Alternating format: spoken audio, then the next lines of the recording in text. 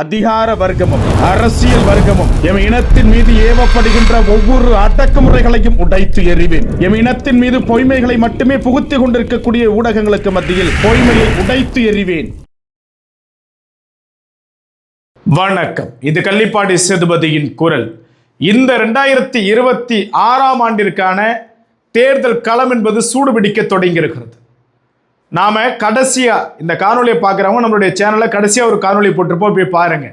உறுதியானதா பாமக அதிமுக கூட்டணின்னு சொல்லிட்டு ஏறத்தாழ 20 நாட்களுக்கு முன்பே நம்ம ஒரு காணொலி பதிவு செஞ்சிருப்போம். அப்போ பலரும் சொன்னாங்க, இல்லை விஜய் கூட போவாங்க, அப்படி போவாங்க இப்படி போவாங்கன்னு. நம்ம உறுதியாக சொல்லியிருந்தோம், இல்லை அவசியம் வந்து அதிமுக கூடனான கூட்டணியில் பாமக இணைவதற்கான பல சாத்தியக்கூறுகள் இருக்கிறதுன்னு சொல்லிட்டு.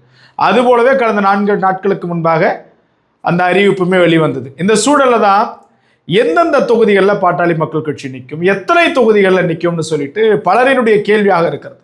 இப்போ நம்ம கிட்ட ஒரு பட்டியல் இருக்கு. இந்த பட்டியல் யார் கொடுத்தான்னா கட்சியினுடைய தலைமை கொடுக்கல, அது மட்டும் இல்லாமல் கூட்டணி அறிவிப்புகள்லாம் கொடுக்கல. ஒரு உத்தேச பட்டியல் இருக்குது.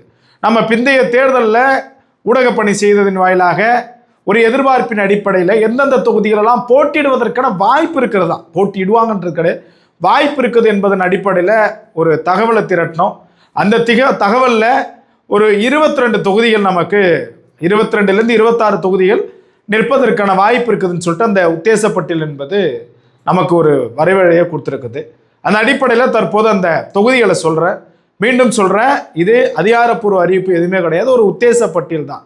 இங்கு நிற்பதற்கான சாத்தியக்கூறுகள் ஒரு 70-80% அதிகம். சில தொகுதிகளை மாற்றி அமைப்பதற்குமே அதிகம்.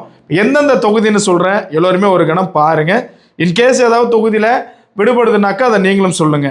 முதல் தொகுதி ஜெயங்கொண்டம் சட்டமன்ற தொகுதி, 2வது சோளிங்கர் சட்டமன்ற தொகுதி, 3வது கும்மிடிப்பூண்டி அல்லது திருத்தணி சட்டமன்ற தொகுதி, 4வது ஆற்காடு சட்டமன்ற தொகுதி, 5வது செய்யார் சட்டமன்ற தொகுதி, 6வது விக்கிரவாண்டி சட்டமன்ற தொகுதி, 7வது வந்தவாசி சட்டமன்ற தொகுதி, 8வது விருதாசலம் சட்டமன்ற தொகுதி, 9வது பெண்ணாகரம் அல்லது தருமபுரி சட்டமன்ற தொகுதி, 10வது பாப்பிரெட்டிப்பட்டி சட்டமன்ற தொகுதி, 11வது மேட்டூர் அல்லது ஓமலூர் சட்டமன்ற தொகுதி, 12வது நெய்வேலி அல்லது குறிஞ்சிப்பாடி சட்டமன்ற தொகுதி, 13 மயிலாடுதுறை சட்டமன்ற தொகுதி, 14 சேலம் அல்லது சங்ககிரி சட்டமன்ற தொகுதி, சேலம் மேற்கு அல்லது சங்ககிரி சட்டமன்ற தொகுதி, 15 கீழ்பண்ணாத்தூர் அல்லது கலசப்பாக்கம் சட்டமன்ற தொகுதி, 16 விழுப்புரம் சட்டமன்ற தொகுதி.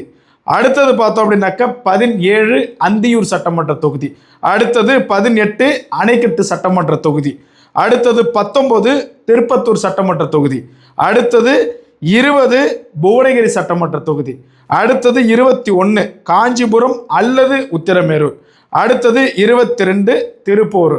இந்த 22 கூடுதல் ஒரு 4 26 சட்டமன்ற தொகுதியில் பாமக போட்டியிடுவதற்கான உத்தேச பட்டியல் என்பது தற்போது கொடுத்திருக்கிறோம்.